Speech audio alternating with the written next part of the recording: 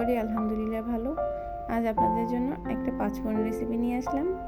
অনেকেই ঘরে পাঁচফোড়ন বানাতে চায়, তবে কী ধরনের উপকরণ প্রয়োজন যার জন্য অনেকেই বানাতে চায় না। আজ আপনাদের জন্য এই পাঁচফোড়ন রেসিপি নিয়ে আসলাম।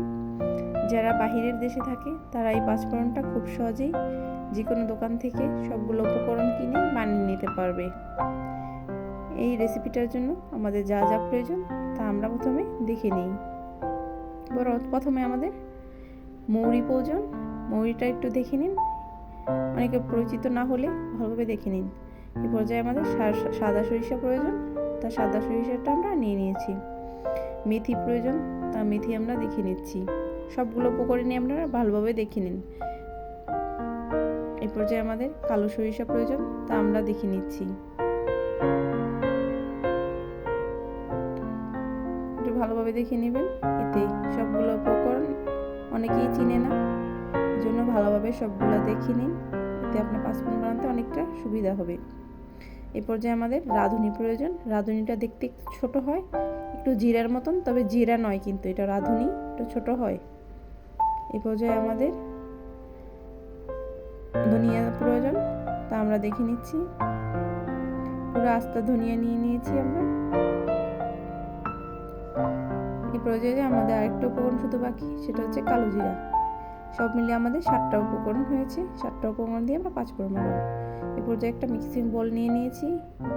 এর মধ্যে আমরা একটা একটা করে সব উপকরণ দিয়ে দিব। আমি এখানে 2 টেবিল চামচ পরিমাণ মৌরি দিয়ে দিলাম। পাঁচফোড়নে মৌরির পরিমাণ একটু বেশি হয় আর ধনিয়ার পরিমাণ একটু বেশি হয়, এটা খেয়াল রাখবেন। রাঁধুনি সব কিছু মশলা 1 চামচ করে।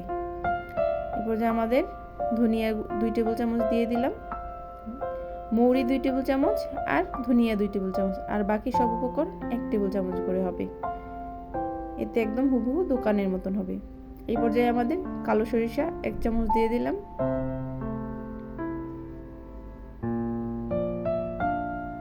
সাদা সরিষা 1 টেবিল চামচ পরিমাণ দিয়ে দিচ্ছি। এই পর্যায়ে আমরা আরেকটা উপকরণ দিয়ে দিচ্ছি, মেথি 1 টেবিল চামচ পরিমাণ দিয়ে দিচ্ছি। দেখতেই পাচ্ছেন আমি সবগুলো উপকরণ 1 টেবিল চামচ পরিমাণ দিয়ে দিচ্ছি। এই পর্যায়ে 1 টেবিল চামচ পরিমাণ রাঁধুনি। রাঁধুনিটা দিলে পাঁচফোড়নের ফ্লেভারটা বেশি স্ট্রং আসে। এই পর্যায়ে আমরা সবগুলো উপকরণ আলতো করে মিশিয়ে এরপর আমরা কালো জিরা অ্যাড করে দিব। এই পর্যায়ে আমরা 1 টেবিল চামচ পরিমাণ কালো জিরা দিয়ে দিচ্ছি। সবগুলো উপকরণ দেওয়ার চেষ্টা করবেন, এতে একদম হুবহু দোকানের মতন আপনার পাঁচফোড়ন রেডি হয়ে যাবে। দেখতেই পেলেন খুব সহজেই ঘরে কিভাবে পাঁচফোড়ন বানাতে হয় তার রেসিপি আপনাদের মাঝে শেয়ার করলাম। অবশ্যই সম্পূর্ণ ভিডিওটা দেখার অনুরোধ রইল। এতে দেখলে আপনারা হুবহু একদম দোকানের মতন ঘরেই পাঁচফোড়ন বানিয়ে নিতে পারবেন, বাইরেতে আর কিনে আনতে হবে না। এই পাঁচফোড়ন দিয়ে আমরা যে সিঙ্গারা বানিয়েছি তার রেসিপিও আমার চ্যানেলে দেওয়া আছে, সেখান থেকে অবশ্যই সবাই দেখে নেবেন কীভাবে পাঁচফোড়ন বানিয়েছি। এর সাথে সিঙ্গারার রেসিপিও শেয়ার করেছি। অবশ্যই সম্পূর্ণ ভিডিওটা দেখবেন, আর আমার চ্যানেলে নানান ধরনের রেসিপি আছে, সেগুলো অবশ্যই দেখবেন। ভালো লাগলে লাইক কমেন্ট শেয়ার করতে ভুলবেন না। আজকে মতন বিদায় নিচ্ছি।